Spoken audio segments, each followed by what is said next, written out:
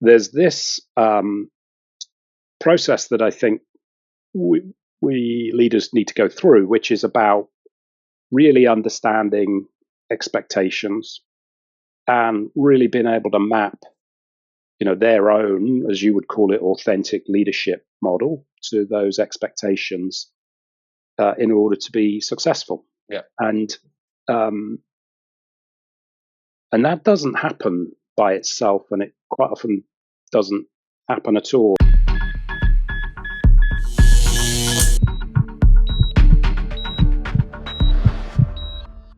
Welcome to another episode of Leadership Shock. My name is Pete Steinberg, and this podcast series goes along with the book Leadership Shock, Using Authenticity to Navigate the Dangers of Career Success. Excited to have another great conversation. And this one is sort of a broader theme than some of the other episodes, because this is sort of a general discussion about leadership transitions. Leadership shock is a term that I have created to describe leaders when they go through transitions.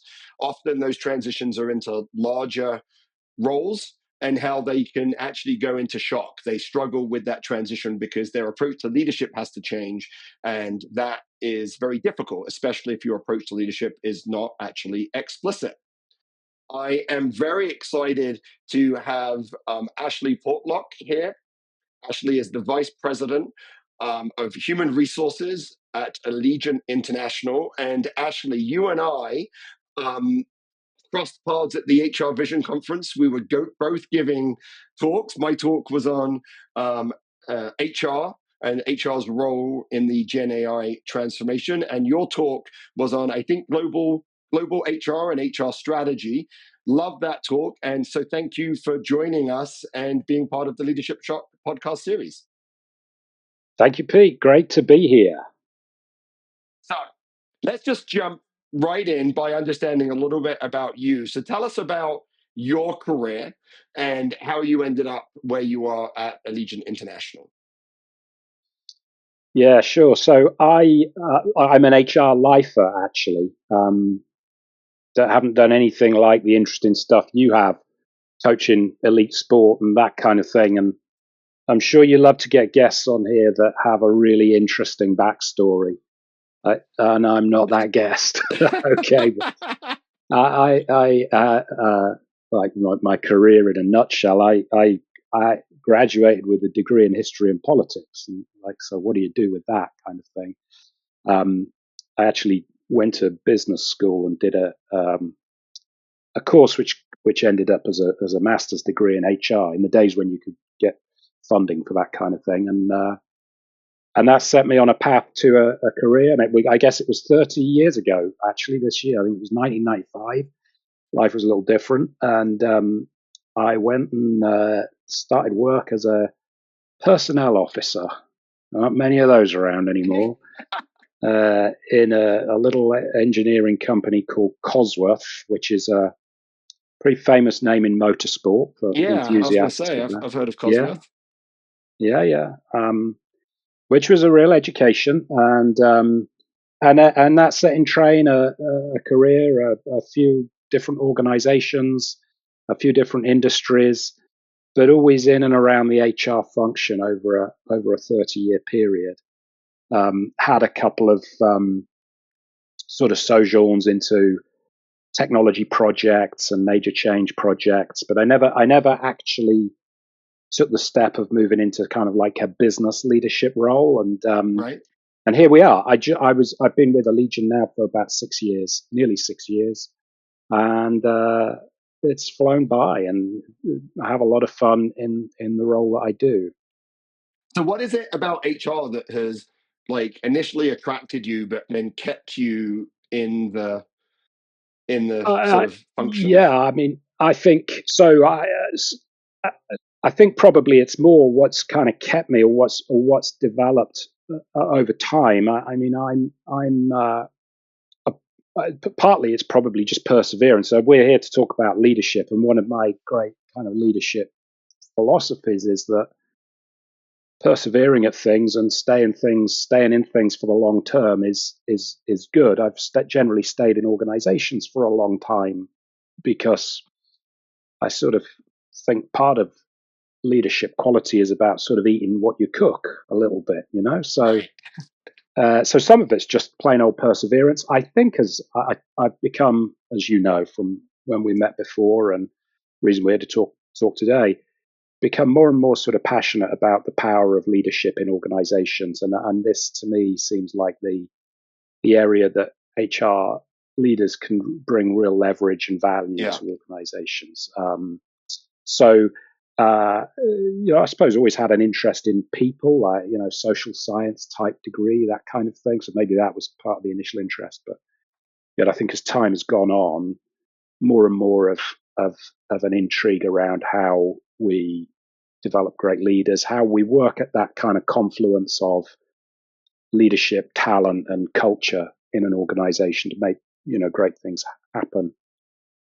That's probably what it is. I became accredited as an executive coach latterly, so I have a bit of that as a side hustle every now and then. Yeah. Which is very Now, much. do you coach people in Allegion? Is that sort of the deal? Or is it something that you You know do what? outside? Yeah, it's a great question. That I there's two sides to it really, and I mean we could get really hung up on what's coaching and what's not. But I mean, part of the reason that I wanted to go down that exec coaching route was really to be more effective in the role that I do, because so much of what we do in our organizations as HR leaders is essentially coaching. It's very close to Right. that.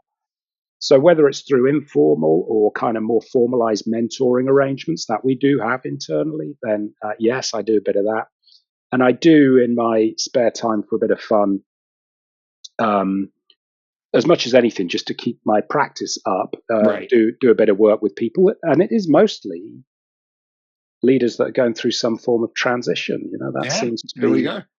where it happens. So yeah, Yeah. I mean, it's interesting because the book Leadership Shark came out of this realization, just like you're having, which is like people need coaches when they struggle. And I kept finding people in these moments of transition, and I'm like, I think there's something here.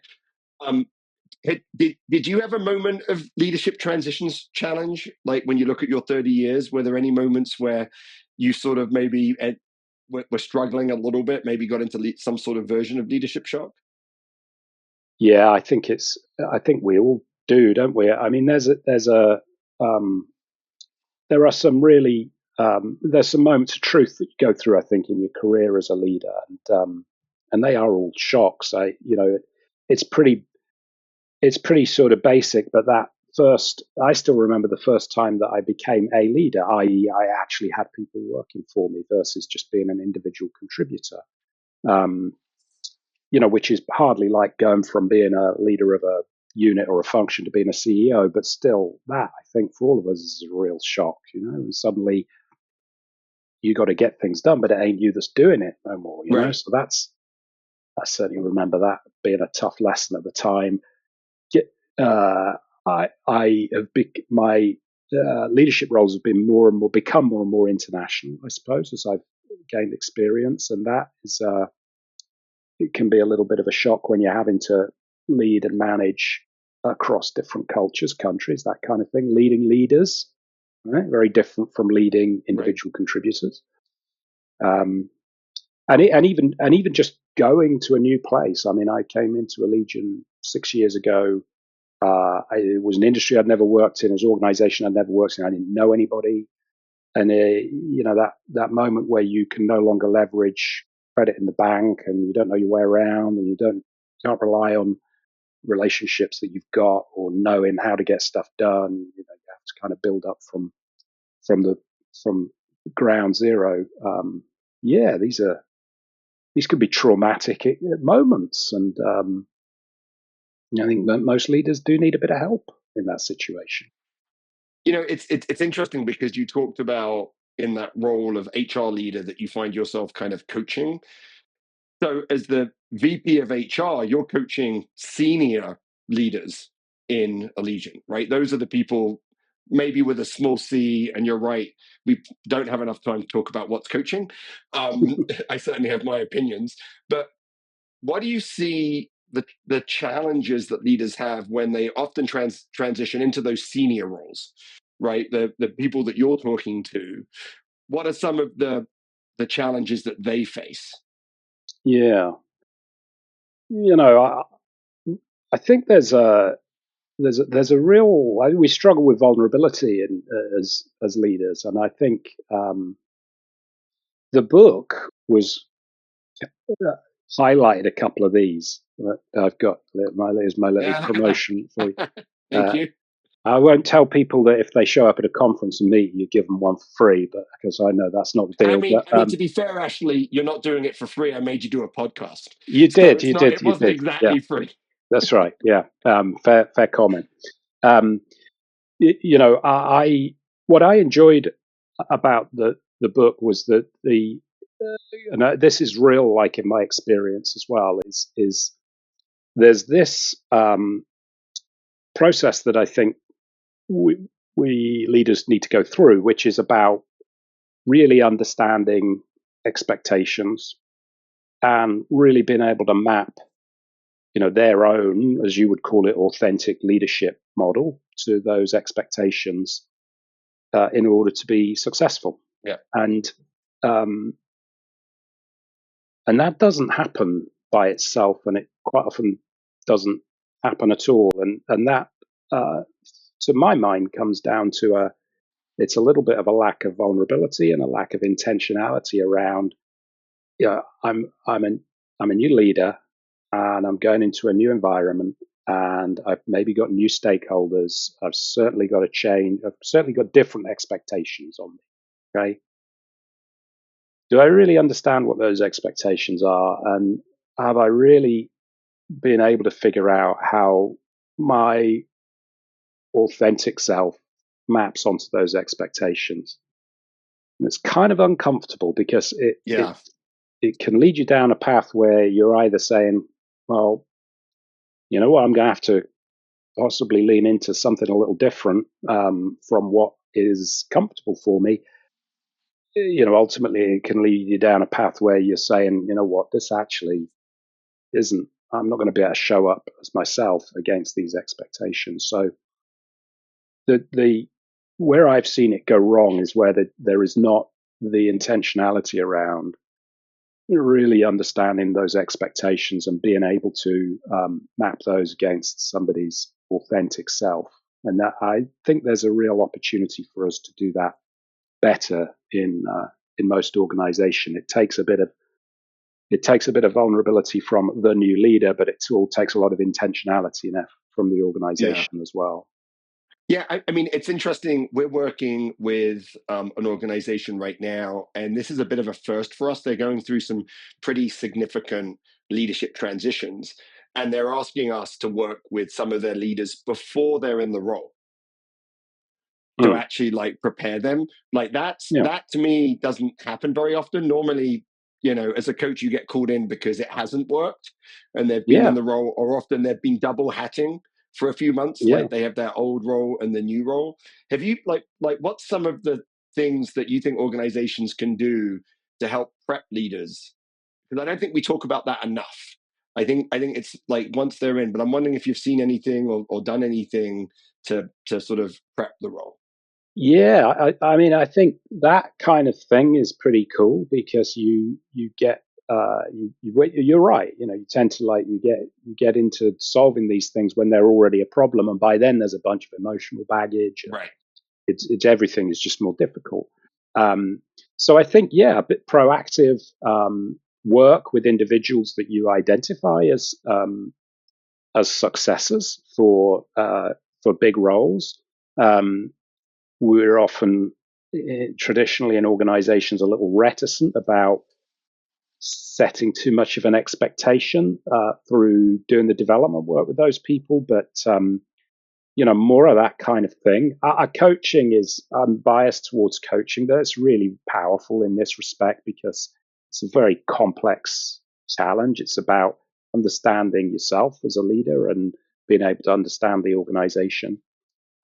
So there's a lot of power, I think, in that kind of work where you're able to do some of that coaching in advance. Um, you know, being able to ready the individual and the organization.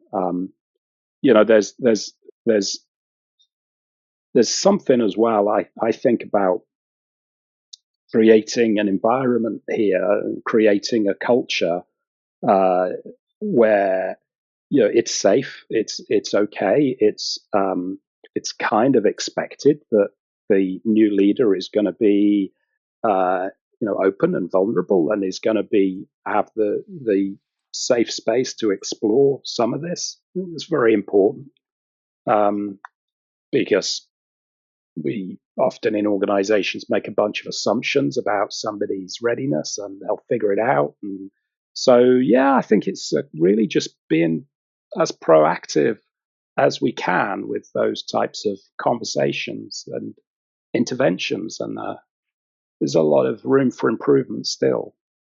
Yeah, I think this vulnerability thing is really interesting. I mean, I've coached with uh, like with organizations that have global facilities and senior leaders from different countries, and you mentioned that being challenging.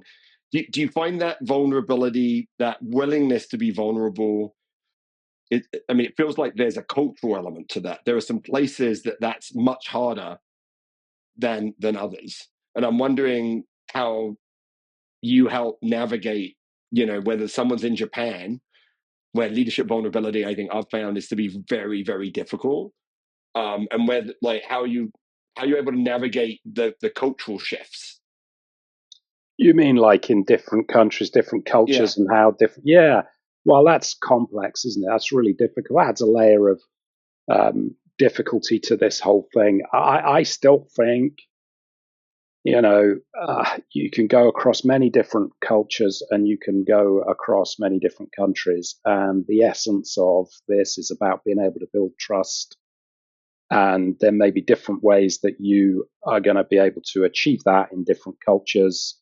Um, but it's incumbent on us as senior leaders in our organizations to figure out what that looks like and find a way to build the trust. I think once whether you're working with somebody who's in Japan or India or Italy, and we've worked with them all, you build up a sufficient level of trust, and you can draw out the vulnerability and really get some good, honest conversations going with people, and often gets overlooked. It's really in any culture, I think, a question of how you create that trust.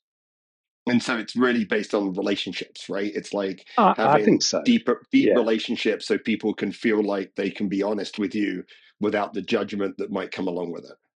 Yeah, I think it's relationships, and there's an element of leadership by example in this as well. And one of the things I think I've been pretty blessed, certainly now in my organization, where I know that the very most senior leaders in this organization will intentionally show their vulnerability. They will and senior leaders get copied in organizations. Right, completely. Always it's just like Yeah. mimicry that goes on, and so having people at the top that very intentionally express themselves in a way that tells those up and coming leaders that, hey, you do want to do well in this organization, then being vulnerable, being willing to admit your concerns, and being able to engage in what you need to develop is going to serve you well.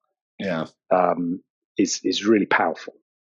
Yeah. We got to work with an organization where the CEO was considering appointing a chief culture officer. And I was coaching them, and in my discussions with them, I was like, you realize that, like, it doesn't matter if someone else has the title, you are the chief culture officer, and you are the chief culture officer mostly by the way you behave, Yeah, right? And I think it was pretty interesting.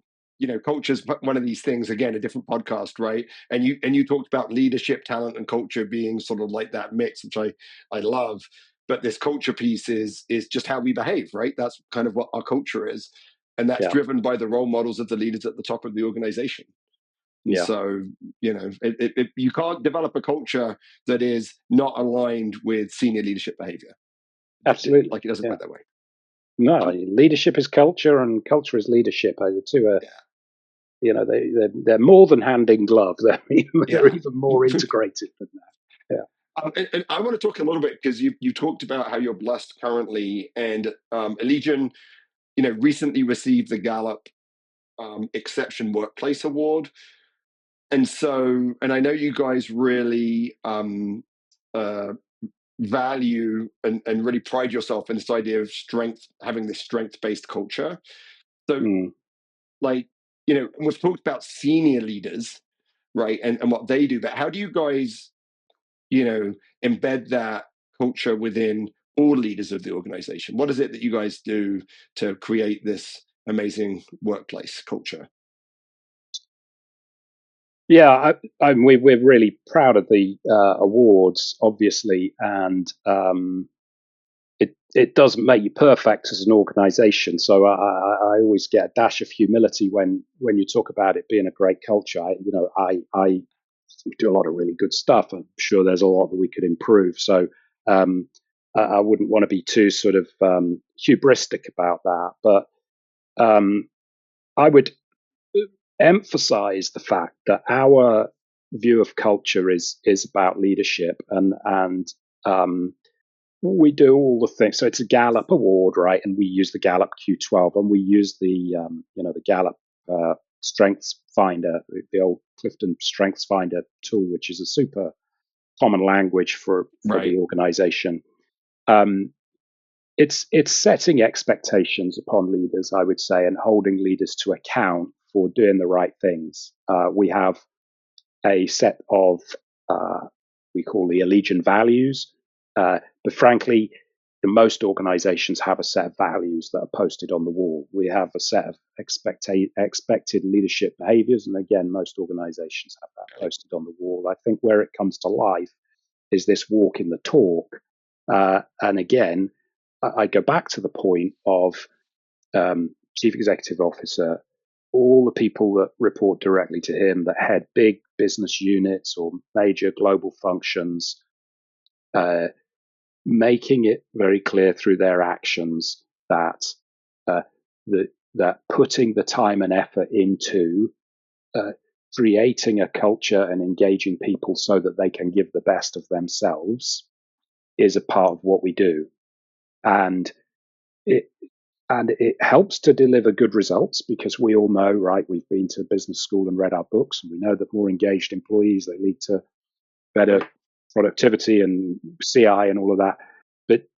But that's kind of not the reason we do it. We do it because we believe to our very core that it's the right thing to do. That we want employees in our company to be able to say that was a positive experience, and I could show up and give the best of myself.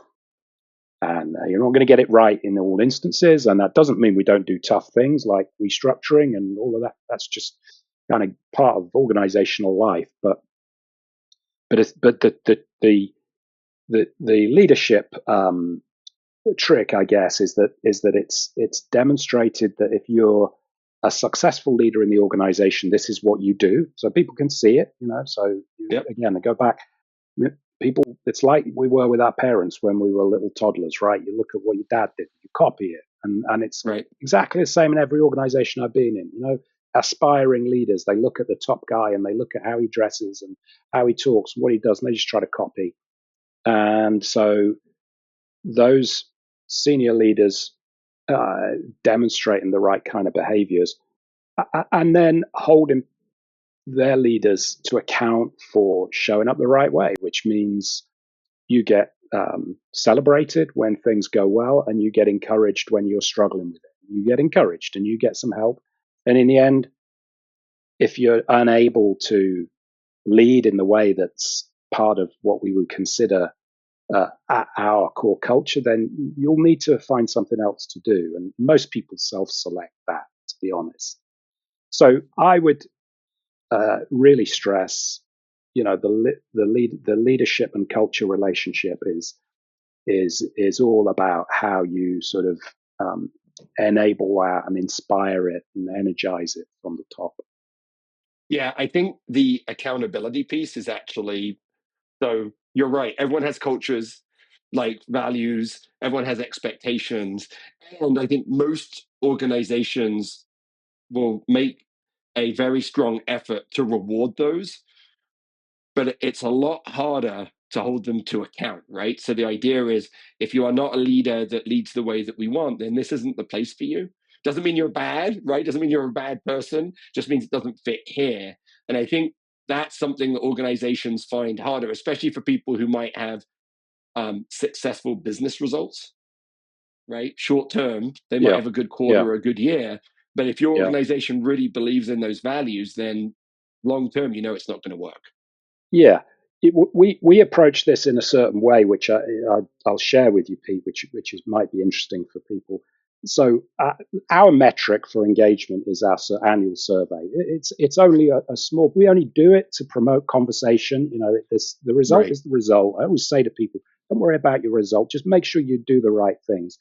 But anyway, what we would do is we would take a look at who are the leaders that really struggle with that result, and because every leader gets their little dashboard that says from their team how they feel. you know, you're a leader and you've had really, really poor results 2 years running.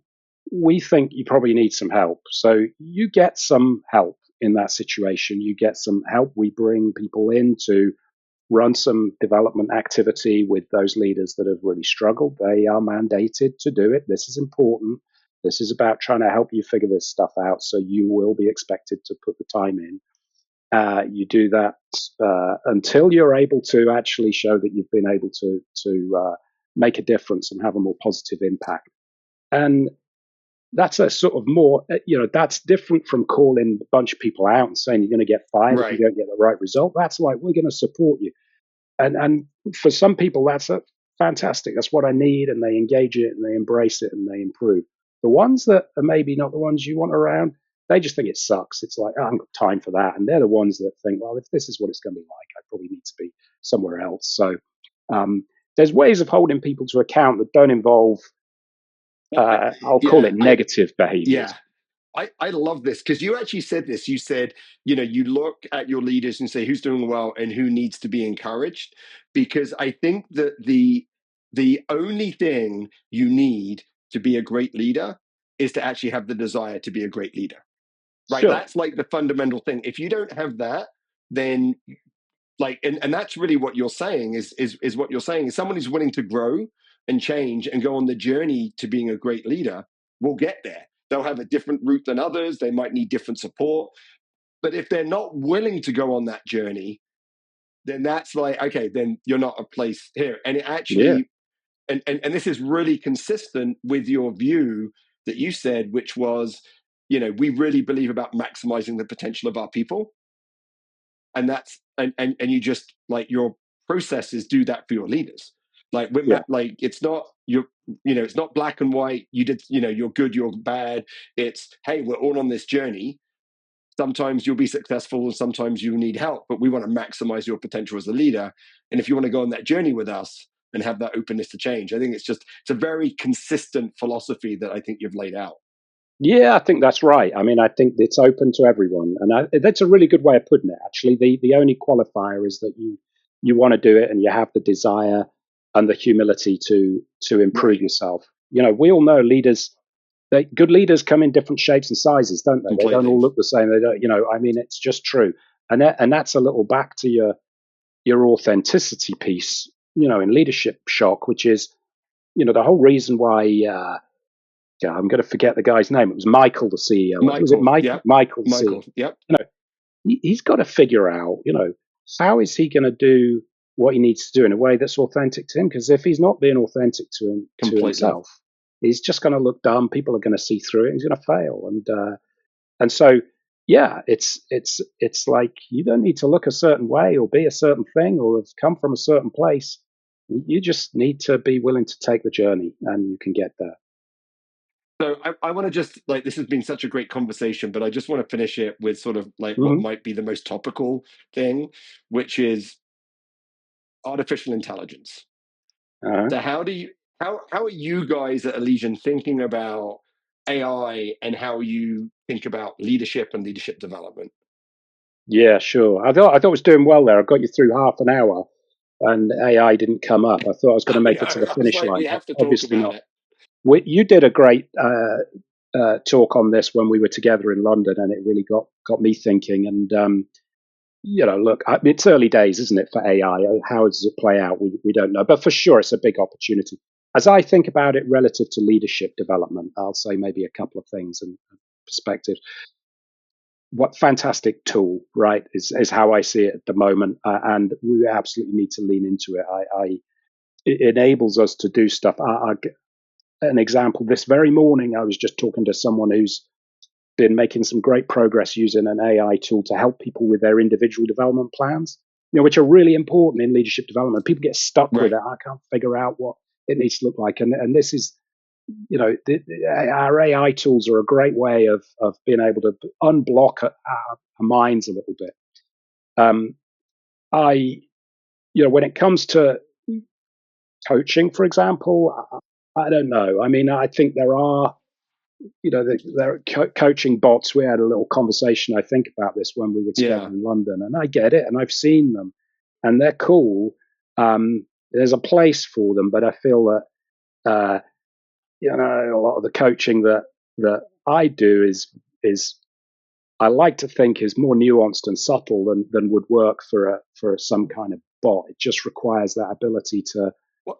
to Yeah. to read the room, to encourage someone to unload their mind. I feel like there's a bit of complexity to it that I think we should be cautious about AI filling that gap, and not just for the Yeah. benefit of coaches like you and I that don't want to be kind of shoved out of work. But I just think, the power of it will need to be harnessed Yeah. in the right way, and that's probably the challenge for HR, in the future. Yeah. I mean, I think that I think often when people talk about AI, they just completely eliminate the interpersonal piece. So, an example, I saw an article where some AI expert is like, AI is going to be the best teacher and schools are basically going to be daycare. And I'm like, well, that assumes that school is just about a transfer of knowledge. Mm, And that's not mm, what school is only about. Right. mm, And so mm. I'm with you. Like, and I think that, that, we are connected humans. And I think part of coaching is building a connection that is authentic, right, and real. And even if AI can say the right things, it's just not that connection. I Yeah. do feel like, when we work as coaches, we work at the senior levels because we're expensive. There Mm, are opportunities to democratize coaching. So yeah. supervisors, frontline managers, early people who can't get a coach could be provided some resources that a coach like. And Yeah. I think that's where the value is. But yeah, Ashley, you and I are probably both clinging on to the fact that, you know, what we talk about when we say interpersonal is true and is gonna, Uh, yeah. hold. I think so. I mean, and I think there's there's a level at which the process gets more complex, and I don't mean that to sound particularly hierarchical, but a lot of the challenges that we faced earlier in our careers are perhaps better able to be addressed more formulaically. Yeah, As coaches, it's a bit like using the grow model. We were in our training. You would have as well done the grow model or something right. like that. And it would have been all about, can you show up and do the grow?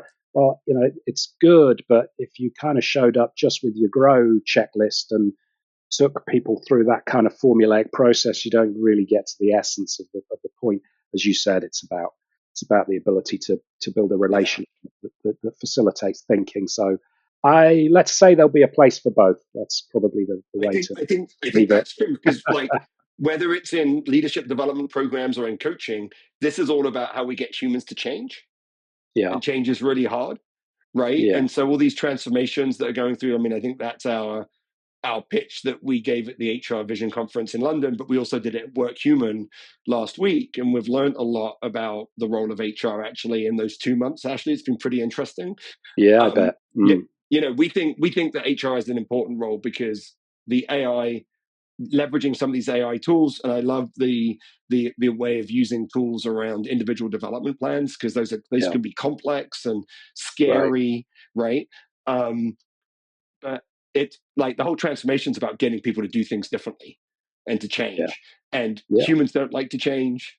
And so it has to be a people-led transformation. It cannot be a technology-led transformation. And that's where we're seeing it fall down. I think so. I think you're right. Yeah. Actually, this has just been a great discussion about leadership and leadership development. The things that I've really taken away from this is, the big thing is, your culture and values have to show up with your leaders and have to be consistent in your process of both development and succession planning. And I think that's really critical. And I love this concept of, humility. It's a founding piece of growth, and that relationships that you can build can help you be humble. I think that is just a wonderful takeaway. It's not in the book. It might need to be in the second edition. um, I think that we find that as coaches. So I'll have a conversation with a client and I'll be like, this isn't someone that's open to change. That's okay, but it's probably not someone I'm going to work with. But I love that idea of humility being a cultural element, and that's something that's new to me. So, Leadership Shock, the book is available on Amazon. You'll find that link in the episode's notes. Ashley, I want to thank you again for this wonderful conversation, and you can find all of the Leadership Shock episodes available on your favorite podcast platform, Apple, Spotify, whatever it is. And we wish everyone luck with their leadership development and their leadership growth going forward.